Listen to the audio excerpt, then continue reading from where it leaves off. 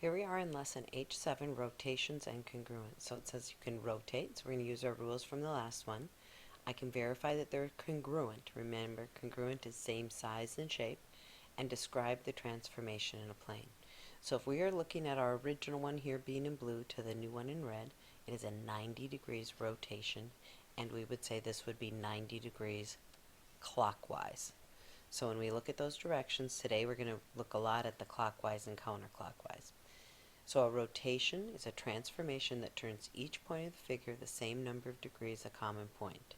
The image after the rotation is always congruent to that original figure. So it'll always be congruent to our original. In words, how do we describe this? 90-degree rotation clockwise switches the coordinates, which is what we said. We switch from xy to yx, and we multiply the new y by a -1. So the second one is always the opposite. So this is our rule that we had yesterday for 90 degrees. And remember, this was the same as 270 degrees in yesterday's notes, counterclockwise. So this was the same as that one. So the x and y change places from y to x, and the second one becomes negative. When we have a 90 degrees counterclockwise, so remember, this is our clockwise rotation going around this way. When we go 90 degrees counterclockwise, we're turning it this way, and that is our rule. XY becomes -y and x. And in words, what they say is we switch the coordinates and multiply the new x1, which is our y, by the opposite, or -1.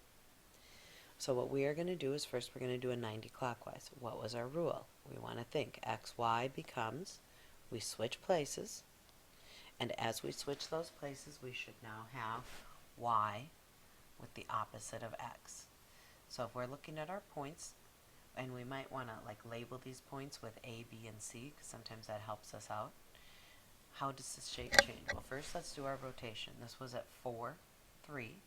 So 4, 3 is now going to become, if we think about that point, 4, 3 is now going to become 3 and -4. So 3 and -4 is our new point A. That does look like a 90 degrees clockwise. B was at 1, 2, or at 1, 1. So it is now going to be at 1 and -1. So we're now going to have B being down here. At 1 and -1, we're going to call it B prime. And C was at 0, 3.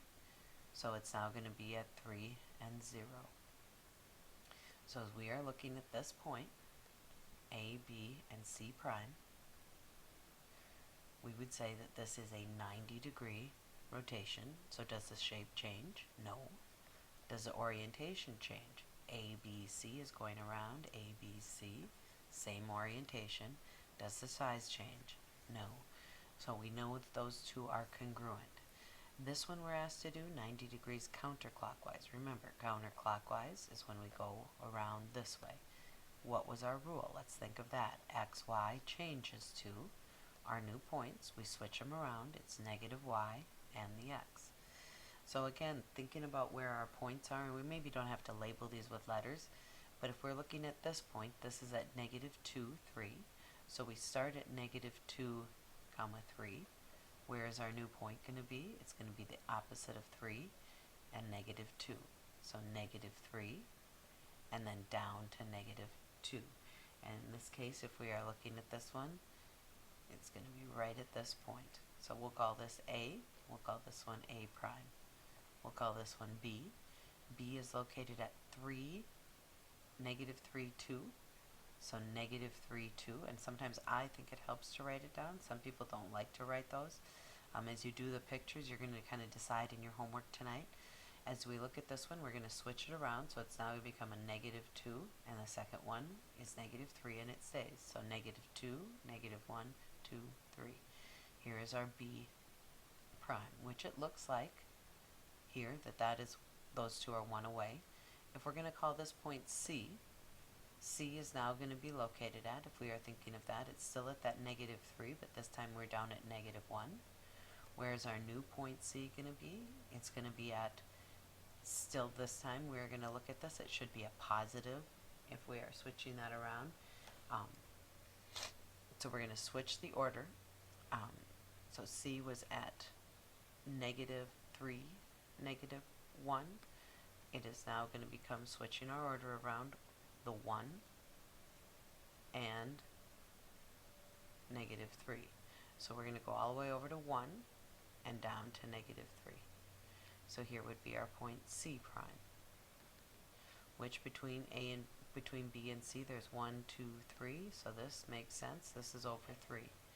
We would think that our last point D should be right here. D was at negative 2 and negative 2, and our newest point for D should be at 2, which is what we're kind of thinking, and negative 2. And we call this D prime. And so we now have this same shape, okay, but it is now rotated. Did the size change? No. Orientation. What do we mean by orientation? If I go A, B, C, D, that's going around here counterclockwise. A, B, C, D going around the same way. And the size did not change. So the other rotation that we had that we put in our notes the other day was the rule for rotating at 180 degrees. And when we rotate 180 degrees, the key thing we want to keep in mind is that we are multiplying, the coordinates stay in the same place, but they're multiplying by negative 1. So if we're looking at this point, and again, I like to somewhat label these, and if I think of this, I'm going to go from A to B to C. That would be in a counterclockwise direction, so when we talk about orientation. If I'm looking at point A is located at 2, 4. So 2, 4 is going to be negative 2, negative 4. This will be my new point A prime. My new point B was at 1, 1. I'm now going to go to negative 1, negative 1. This will be my new point B prime. Where is my point C going to be? My C was at 2, 1, negative 2, negative 1. So we'll call this C prime, and we'll put B prime over here. My orientation here, I went A, B, C, D. So how does the shape change? In this case, we would say it turns. How does the orientation change? If we are looking at the orientation, I go from A to B, that's going counterclockwise, same thing here. Does the orientation change? No. Does the size change? Stayed exactly the same size. What you're asked to do now in this next picture is to look at and try and go from the red to the blue. So if you need to write down which one is red and blue in your notes, because yours are all look the same. So red to blue, red being the original, blue being the new one. And we're trying to look at how many degrees we could say the turn is. So going from red to blue, we would look at this one. And what I'd like you to do, I'm going to do the first one. This first one is 180 degrees rotation. We don't have to put clockwise or counterclockwise. What I would like you to do is, with your shoulder partner, put down, if you think it shows a rotation, tell the degree. If there's no rotation, try and think, what is it that gets one picture from the red to the blue? And I'll have you pause the video and then we'll take a look at those. So if we look at other ones that look like rotations, the second one, definitely not a rotation. This one is actually a reflection if we think about that. Here, can it look like we're turning the red to the blue? And if we are looking at that, looks like we have to turn it this way. That would be a 90 degrees clockwise.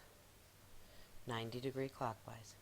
How about here, going from the red to the blue? Again, if we're going red and it looks like it is turning it 90 degrees clockwise. From the red to the blue, it doesn't look like a turn. This one looks like a slide. This is actually a translation. And we'll be working with those more coming up also, as you've done in the past. And now this last one, going from red to blue, it looks like we are turning it. And if we're going from red to blue, notice this point down here, it's over here. So it looks like we're rotating it up this way.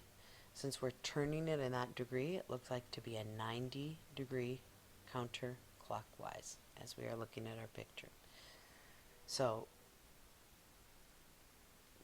again, pause if you need to make sure you have those written down. Make sure they make sense with you and your shoulder partner. We are now, for the last part, as we finish off our notes, going to rotate 90 degrees counterclockwise from the origin. So again, something I think is helpful is putting down my rule, 90 degrees counterclockwise. So when I look at that rule, I remember that I'm switching them around, and the first one becomes the opposite. Again, when I go to do the 180, again, I think it's helpful to write the rule down first before I start switching the points. And then the next thing I want to do is sometimes it helps to actually physically turn my paper to look at it. So if I'm looking at my points and I'm looking at this first point, this is at 1, -2. So I look at 1, -2. I want to look at my next point is at 2, -4. And my last point is over here at 4, -3. So just by listing those points, and then I want to picture where does 90 degrees counterclockwise, where should it end up? And to me, I think, oh, this has to end up in this first quadrant. So this is where my picture needs to end up. That kind of helps me. I am now going to rotate that. So I look at my points. It's going to be 2, 1. Taking the opposite of the second becomes 4, 2. Taking the opposite of the second one, opposite of -3 is 3, 4. So I'm going to plot my points. I have 3, 4. I have 4, 2. And I have 2, 1. And if I look at this, it's kind of where I thought it should end up. And it does look like we turned it, this point. And when I think of that 90 degrees, this is how I get 90 degrees. If I go from this point right here to here to here, this should be a 90-degree turn, which it does look like. The 180, I like that one even better because everything just becomes the opposite. So again, I might think of where my points are. Here I'm at -3, -3. So -3, -3, that's nice. It's going to become the point 3, 3. And again, if it helps you to write it down, you can write it, or you can just draw the picture. You don't have to give me the coordinates. Here I'm at -1, 3. I know that's going to be 1, 3. So I know that these two are right down from each other. From there I have 1, 4, and I have my last one. And I didn't even list all the points, but if I look at this, it does look where it should end up at 180 degrees. Now as you do your homework, again, first thing you have to do is plot the points, then do that rotation. Again, my hint is put down the rule. If you write the rule next to it for what you're doing, it seems to help out immensely, even if you don't have to list all the points. So thinking of the difference of 90 clockwise to the 90 counterclockwise. The first couple, you start off pretty easy, just doing one thing. But then when you get to number 5, notice it says you're going to rotate it 180, then do the reflection. So in this one, you will end up with 3 new pictures, or 3 in this case segments as you're looking at it, because you're doing A, B. So 3 segments total in your picture. You're going to have the original one, the AB. You're going to have A prime, B prime. And you're going to have A double prime, B double prime. Now the answers in the back just give you the first and the last one, so you need to make sure you show me all 3 as you're looking at those. Good luck, and we will see how you do on this. It just takes a lot of time in drawing them out, but I know you guys can do it.